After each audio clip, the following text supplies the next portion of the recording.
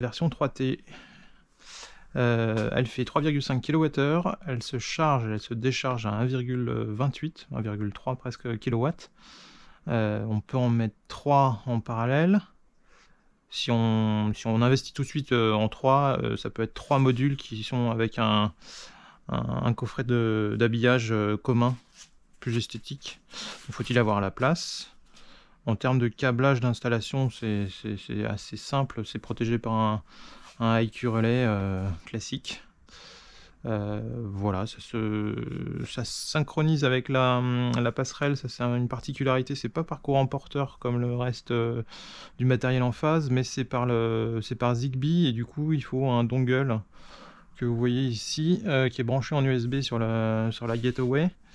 Et ils disent jusqu'à 4 mètres, 5 mètres de distance, enfin ils disent vraiment de limiter les distances, alors que le Zigbee c'est quand même plus performant que ça. Mais bon, visiblement pour question de performance, il vaut mieux éviter quand même les grandes distances. Donc en termes d'habillage, c'est quand même assez joli. Voilà, ça se termine comme ça à la fin. Le coffret d'habillage, vous avez la diode qui clignote en fonction de son état de charge. Donc là, elle charge. Donc ça clignote en vert. Et ça clignote en bleu en fait quand ça se décharge. Voilà. Donc la batterie, voilà, la connexion se fait sur les borniers. Ça c'est un deuxième bornier quand on a 2 ou 3 batteries qui sont en parallèle. On reconnaît les micro-onduleurs en phase. Bon là c'est un type particulier, hein, c'est les IQ8X BAT. Le DC switch qu'il faut activer au moment de la mise en service. Sinon ça va pas bien fonctionner. On remet la petite protection parce qu'elles peuvent s'installer en extérieur. Donc elles sont à un fort degré de protection. Je sais pas combien quel IP, mais IP55.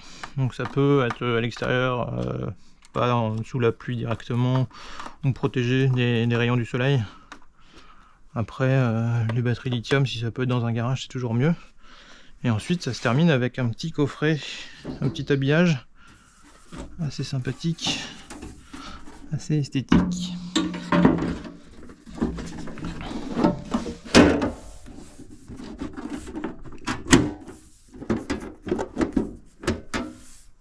Voilà. Et là, on a une dernière pièce qui vient se mettre ici. Pièce d'habillage. Voilà.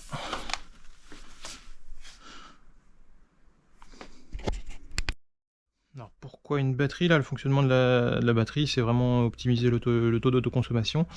Elle va se charger avec le surplus photovoltaïque, et elle va se décharger dès que la consommation aura dépassé la production des panneaux. Elle peut aussi s'additionner en rétrofit sur une installation avec autre chose que du en phase. C'est possible aussi, parce qu'en fait elle calcule son surplus par rapport à tout bêtement la pince de consommation.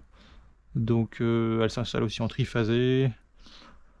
C'est assez simple à installer, hein. C'est vraiment une grille support qu'on vient fixer au mur. Ensuite on vient installer la batterie. Ça pèse quand même 41 kg par module de 3,5 kWh, et elles sont garanties 15 ans maintenant, ces batteries là. Donc on est quand même censé avoir quelque chose d'assez fiable, peut-être un peu plus que certaines marques un peu moins onéreuses. Voilà.